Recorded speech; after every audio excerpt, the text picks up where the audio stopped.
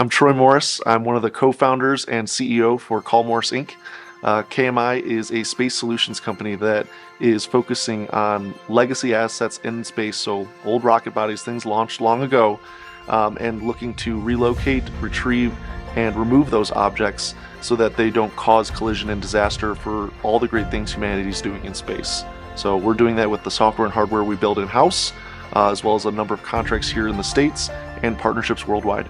The reason that you'd be concerned in low Earth orbit if you're operating there is all the debris, 40,000 trackable significant objects, is that if one of your satellites hits them, it destroys that satellite that cost millions of dollars, years of technology, and you're now getting no revenue from it. So that's bad at the first part. But also the debris doesn't need to just hit you. It's like driving down a highway where someone else can have an accident in front of you and you run into their collision. The difference being the highways go 60, 70 miles an hour.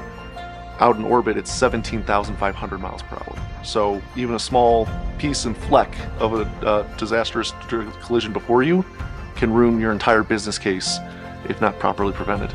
The ideal customers we've looked at it is someone that is currently or near-term operating in orbit.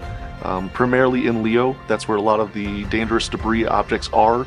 So low Earth orbit can be a lot of ground imaging, it can be communications, it can be some of those new constellations that are going up for satellite-based internet. And we're looking at those customers because it's a dangerous area. It is an area ripe for disaster, and we're working to prevent that. So those customers have a selfish interest in being able to work with companies like ours to prevent disaster before it ever occurs. Over the next few years, by 2025, 26, they'll be operating a spacecraft in orbit to retrieve and relocate a long lost piece of debris.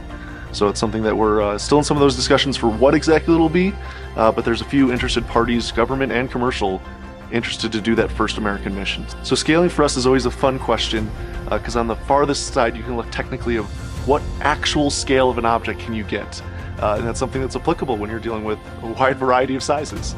But I look at on more the business side of growing our company's capabilities, not necessarily just headcount or funding or locations, but our capability to work with customers, commercial, government, national defense.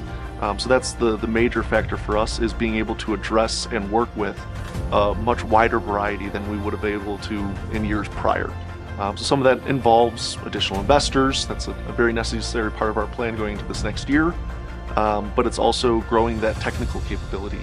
So for me, as not an engineer, not someone who's writing artificial intelligence or software codes, it was really understanding that human element of it, of how much humanity relies on space for fun, getting games broadcast around the world, for commerce, for every day, for safety. Emergency services use tons of satellite resources.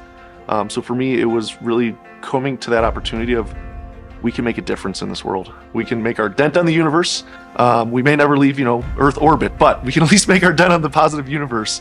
And that was what really got us into it. So as we're looking at it in business cases, that's really what everything comes back to. There might be great considerations for this plan or that plan, working with this customer or that object, but it really still comes back to that fundamental truth, and it's the motto of the company: keeping space clear for all.